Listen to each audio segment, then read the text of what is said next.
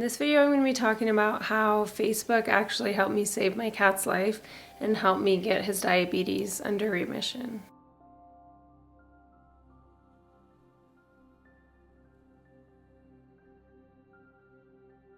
So my cat is almost 16 years old now, and last September he started to pee outside of his box kind of frequently, and he would do that sometimes, like when I would feel the litter too high.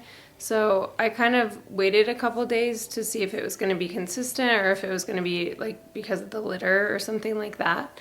And he kept doing it every day, and then he was peeing outside the box twice a day for about a week, and so I knew I needed to take him in. And the vet actually called me when I was on my way out of town, and I was actually in the airport, and she called me to let me know that my cat had diabetes.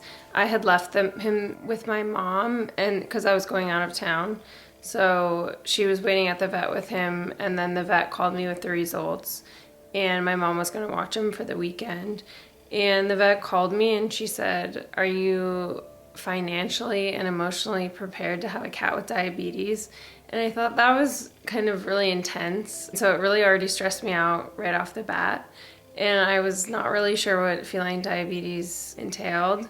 I know about human diabetes and type 1 and type 2, so I'm familiar with diabetes, but I didn't know how it presented in cats or if it's different at all, and so her words kind of scared me. And I was at the airport about to go through TSA, and so she was telling me all the different treatment options, and I was starting to get really stressed out because she just kept naming things I would have to do and the cost.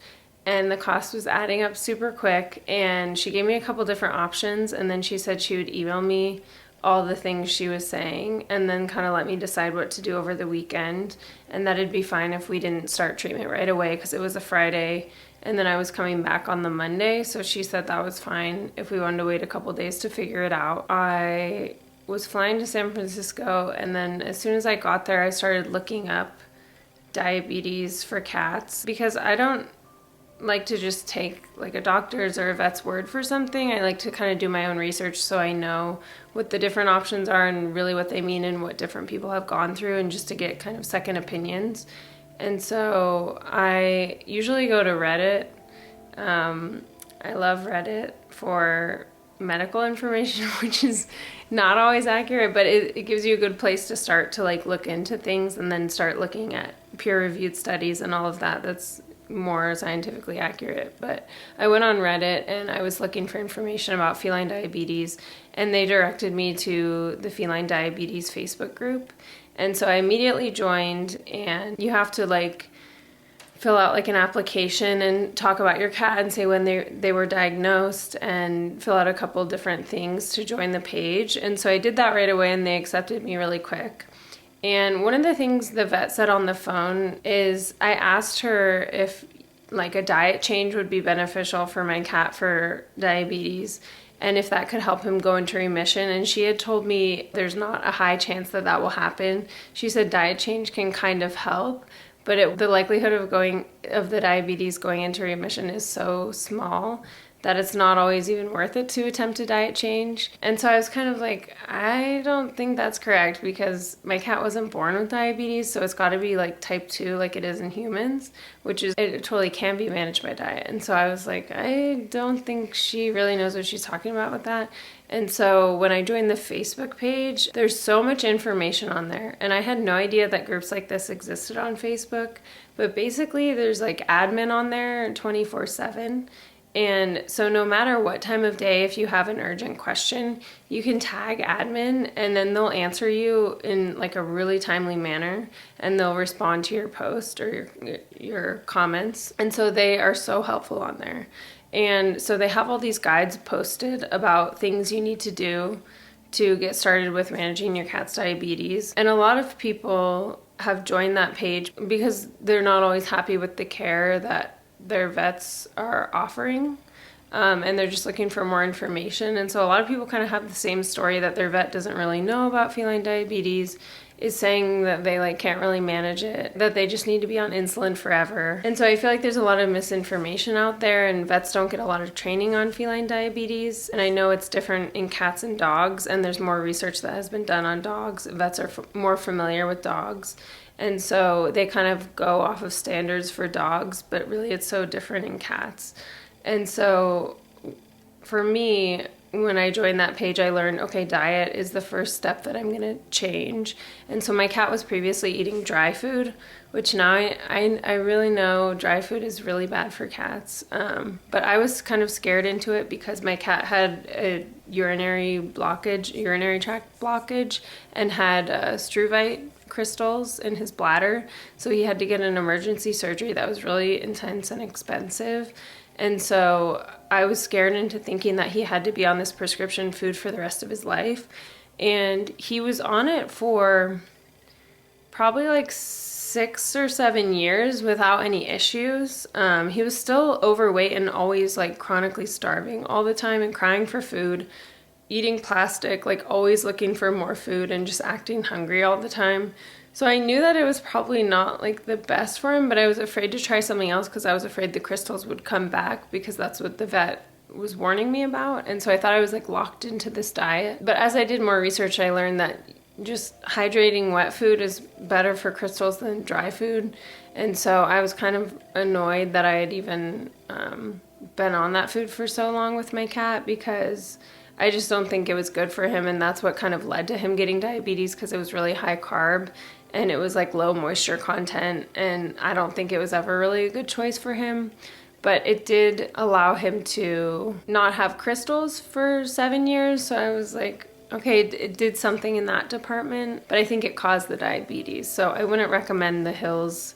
I think it was like CD, urinary care.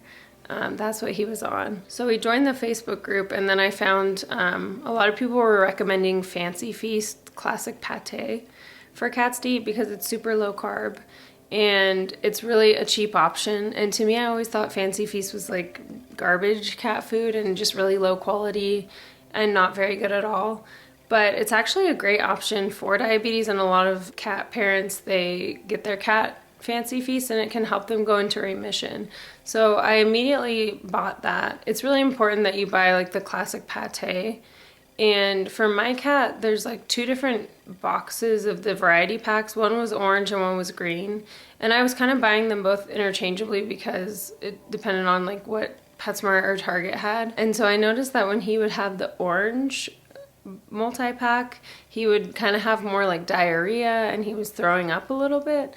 And so then I switched to just giving him the green pack, and I noticed that he did really well with that. And so we kind of just stuck with that. It wasn't always at the store. Sometimes I had to order it online. He did well with that one. And so sometimes you have to try a couple things to see what your cat eats, and sometimes they can be picky about it, but Fancy Feast is like really highly palatable for cats, so a lot of cats do like it. So first I changed his diet, and then I wanted to just start with that because I knew that sometimes cats could heal on just a diet change alone. And so I went with that for a little bit, and then he was kind of still not doing well. He was really lethargic and he wasn't super interested in eating. His back legs started to look like they were getting really wobbly, which I was reading was a certain type of neuropathy in his back legs. Some diabetic cats get that, where they have like muscle weakness in their back legs and they start to walk like on their hocks. And that's one of the symptoms of diabetes, so they go hand in hand. So I knew that the diabetes was causing that. And so I was just kind of watching him still have all the same symptoms, and he wasn't really resolving. And it had been maybe like 2 weeks since his diagnosis, or a little bit less. And so I was like, I don't think diet change alone right now is going to help. I think I might need to get him on insulin.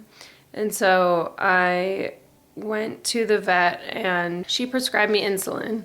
And she was saying just start with 1 unit of insulin and give it to him twice a day. And that's all you have to do, is just give it to him twice a day, and then we'll report back in, I think it was like a couple weeks, And she said we would do a glucose curve at the vet where you drop off your cat and they check the glucose every 2 hours to see how the insulin's working. But I had read online on Facebook that everyone was recommending home testing and saying that home glucose monitoring is the most important thing for cat diabetes. And so I brought that up to my vet and said, should I be testing at home? And she said, no, you don't have to. And so I was kind of thinking, she really doesn't really know what she's talking about. And so she was really, I think a lot of vets just tell people they don't have to test glucose because they don't want people to be overwhelmed and not do any treatment for their cat. But it can end up being really dangerous and can put your cat in the emergency hospital because it goes into like a hypoglycemic attack where the glucose levels drop too low because you're administering insulin when the levels are already low. And so it can be potentially fatal for your cat. And so she recommended the 1 unit of insulin, and I already knew at that point that I was going to start home testing because I just didn't want to risk anything. And so I went to Walmart and bought all the supplies that the Facebook group recommended, and it was really cheap. It's just actually human glucose monitoring supplies for people with diabetes. It's the same stuff. You do not need to get a pet monitor or anything, even if some vets try to force you to get a pet monitor, but you really don't have to. I just got this Rely On Premier Classic. It's just like the regular glucose monitor that they have. I bought these blood glucose test strips. And they're really cheap. You can buy 2 of these little 50 count test strip things. I think it was like $5 or $6 for this. And the pet meters and glucose test strips are so much more expensive. But you can just see, here they are. They look like this. Then I bought these Rely On. Again, this brand Rely On is, you just buy everything under that brand name. And these are the thin lancets, and they're 26 gauge. It's important that you try to get the 26 gauge. They don't always have them in every Walmart. I only found them at one of my Walmarts, and they're way more expensive online, so you really have to go in the store and get them. Ordering any of this stuff online is way more expensive, so I'd recommend going to as many Walmarts as you can to try to find this stuff. But yeah, these are the lancets that I got. These are what you use to like poke your cat's ear. And when you buy the glucose monitor, it has a carrying case, and so you can just organize it all like this, all the lancets, the monitor, and the test strips. So it's just like an easy way to have your kit like this. This step is really important for monitoring your cat's glucose, is warming up their ear, because then it really gets the blood flowing, so it's easier to get a little droplet of blood. And so I made this, it's just an old sock with rice in it, and I heat it up in the microwave. Try to make sure it's not too hot when you are rubbing your cat's ear because you don't want it to burn them, obviously. And they do heat up pretty quickly, so just kind of watch that. But when you take this and you rub it against their ear, it just makes their ear a little more like flexible, and then the blood comes out a little easier, so you can get the droplet to monitor. People online on the Facebook group also recommended this lancing device, which I bought, but I didn't like it. It made like this weird clicking noise that my cat hated and really freaked him out. So I found that it was just easier to poke his ear with the lancet, and just because it doesn't make a sound, you just poke it right in the ear. And they also recommended these ketone test strips to test the urine, and I never ended up using these. When I got the prescription for the insulin, I also got a prescription for syringes that I just filled at Target, and I got this box of 100 syringes, and as you can see, I did not have to use very many at all. There's still a ton left because my cat actually went into remission fairly quickly. It only took him like a month and a half to get into remission. But basically, so I bought all the supplies to do the glucose monitoring. I started practicing that. I made sure his numbers were still high. And then I started administering the insulin, the 1 unit. And right off the bat, after I injected the insulin the first time, his glucose numbers dropped into like almost the normal range. And so if I would have administered insulin that night, it would have taken him into really low glucose numbers and sent him into a hypoglycemic attack. And so I when you join the Facebook page, they have you create like a spreadsheet so you can show all the glucose monitoring so that the admin can really like see what you're doing and see all the numbers and help you make adjustments to the dosage.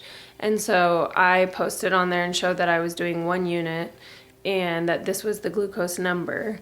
And the admin helped me figure out that I should lower the dose and then wait and then test again and make sure that his glucose number had gone back up before administering it, because you just really don't want to administer the insulin when the glucose numbers are closer to that normal range, because they can just drop too low, which is so dangerous. And so as I was monitoring in my spreadsheet, you have to watch the glucose numbers, and if they're in a certain range, you don't inject at first because you're trying to figure out how much does the insulin make the glucose drop. And then you have to kind of track that and figure it out. And so the admin really help you track the glucose and monitor the doses. And so as I was going through the process of injecting the insulin and monitoring the glucose, his numbers were dropping steadily each day. So I was skipping a lot of doses because he was low enough. But then if you're having to skip a lot of doses, it means you have to lower the insulin dosage. And so I would lower it. And so I started out at 1 unit, then I went to half a unit, then I was doing 0.25, and then I was doing 0.15. And eventually I was just giving him what they call needle juice, which is just like you stick the syringe into the insulin and then you just kind of like pull it out, and there's like a teeny tiny little drop in the needle. And when your cat is on that, that means you're really close to remission. And so my vet had recommended doing a blood glucose curve, or it was required. And so she was saying that either I could do it myself or I could bring him into the vet where every 2 hours they monitor the glucose. And I had read online on Facebook, people said never take your vet in for a glucose, or never take your cat into the vet for a glucose curve, because their numbers are going to be really high because they're really stressed out at the vet, which spikes their glucose. And so when their numbers are high, the vet's going to think that they need either an increased dose of insulin or that the number they're on is fine, when in reality, like, their numbers could be lowering and stabilizing. But in that one incident, if they're at the vet, their numbers are a lot higher because they're stressed out. So it does not help you figure out much about like the trend of how the insulin's working. So it's kind of ridiculous that they even suggest that, but I think they do because they don't suggest home monitoring. So they think you're not monitoring anything. And so I was doing the 1 unit that the vet recommended. I think I only did that once or twice, and then my cat's numbers dropped lower. And the admin on Facebook, they told me that I needed to lower the dose, so I did. And so I was keeping track of that, and I just kept lowering the dose because his numbers kept going lower and lower, which is good, but you don't want him to go too low. And so then I sent the spreadsheet to my vet, and I said his numbers are decreasing and he's doing really well. And his attitude was starting to, be much better, and his energy levels were increasing, and he was doing a lot better and feeling better, I could tell. He wasn't sleeping as much. And so I told the vet that his levels were dropping and that I kept lowering his dose, and then I was even skipping doses because his numbers were so low. And she told me that I shouldn't be doing that and that I should be consistently giving a dose so that we know what type or what level of insulin he needs to be on long term, even though his numbers were getting lower and lower. And she didn't really understand that concept. She thought I was just skipping doses because maybe I was being lazy. I don't know what she was thinking, but she didn't really understand that you need to keep lowering the dose when the numbers get lower. And so I don't think she really believed me that like he was getting closer to remission. And so I sent her the numbers and she was like, okay, they look good. Just do the 0.5 dose and then keep doing that, and you don't even need to test. Just do the 0.5. And that might be what he needs. Maybe he needs a little bit less. But by that point, I was already doing 0.25 and even 0.15. And so if I would have done 0.5, it would not have been good for him. So I don't know. She really didn't know what she was talking about. So I did that for a couple more weeks and dropped his dose lower and lower. I would post on Facebook asking for recommendations about lowering. And then eventually he ended up not needing insulin anymore. And so he was diagnosed end of September. And by mid-November, he was already off of the insulin, and we were testing twice a day to make sure he was in that normal range. And I think they say you have to have normal numbers for 2 weeks, and then your cat is considered in remission. So he reached those numbers, and so we could say that he was in remission. And so I sent that to my vet, and I showed that he hadn't had insulin for 2 weeks. And then finally she believed me that all of the work that I was doing was working, and she was so shocked. She said she hasn't seen a cat go into remission before. And so I'm hoping that all the things I was sharing with her and the diet change and the spreadsheet will help her recommend that kind of system to cats in the future, because my cat went into remission and she didn't think it was possible. But on Facebook, they say that I think it's up to like 70% of cats can go into remission. And so it's a really high number. And one of the things that really helped me was initially the vet said feed my cat twice a day, and that's it. He doesn't need to be eating more than twice a day. And what I read online is that cats with diabetes should be eating a lot of this low-carb food because their glucose levels are all out of whack, and they need to be eating like constantly, kind of like at scheduled meal times, not having big windows of time in between meals. And so one of the things they recommended online was getting an automatic feeder so that your cat can eat 6 times a day, and it's not too much for you to keep feeding them 6 times a day when you're like at work or you're sleeping. So my cat, I got him an automatic wet food feeder, and he eats 6 times a day every 4 hours. And so I just fill it up at night, and then he's good to go for the next 24 hours. And it has like a freezer pack in it, so it keeps the food fresh for 24 hours, and it just automatically rotates every 4 hours. So it's super easy. It's super easy to clean. It's stainless steel. The battery charge lasts a really long time, so I really recommend this automatic feeder. And one of the things I noticed is that when I would feed my cat more frequently throughout the day, I noticed that his levels were a lot more stable. And so someone actually told me online that when your cat is eating, their body's secreting their own insulin. And so if you're feeding them more often, they're secreting their own insulin, which makes it less likely that they're going to need an injection of insulin because their body is doing the work and creating the insulin. And so now that my cat is in remission, we still test his glucose. We were testing it kind of like once a week, and then you can move to testing it once a month. And now he actually has another issue. Now he has kidney disease. And so immediately I joined another Facebook group for that, and I switched his food to a food that's good for, it's diabetic friendly and good for kidney disease. And the vet was trying to get me to do a prescription diet, and she was saying, yes, the diabetes might come back, but then we can just control that with insulin. And so again, I was like, I don't want to deal with this again. Like, my cat doesn't need to have his diabetes come back. So I joined another Facebook group, the feline chronic kidney disease group. I don't know, I'll link it here. And they had food guides on there that were safe for cats with diabetes. And because he's had it in the past, I just am really going to be careful about keeping his diet low carb so that it doesn't come back, because it's possible that it could. We still are continuing to monitor his glucose levels periodically, but I just want to make sure he's eating a low carb food so the chance of it coming back is lower. So now I feed him. I don't feed him the Fancy Feast anymore, which he loved and was so cheap, and so I'm kind of sad about that. But I feed him Weruva, and he eats the chicken checkmate food, and he also eats the WX, like extremely low phosphorus food. And that food, it's really stinky and cats don't really like it, so I mix it in with the chicken checkmate. And it's also, it's really expensive, and so I'm trying to keep costs lower, so I'm feeding him the chicken checkmate and that. And then I forgot to mention that I also, for his back, the weakness in his back legs, I started giving him vitamin B12 and folic acid, and they recommended that on Facebook, and they said in a couple months the neuropathy will kind of clear up with those, or it can help a lot. And my cat was really having trouble walking and was really wobbly on his back legs, and he wasn't able to jump onto the counters anymore, which is something that he loves to do. And so I knew that they were really kind of hurting, and he was kind of losing control over them.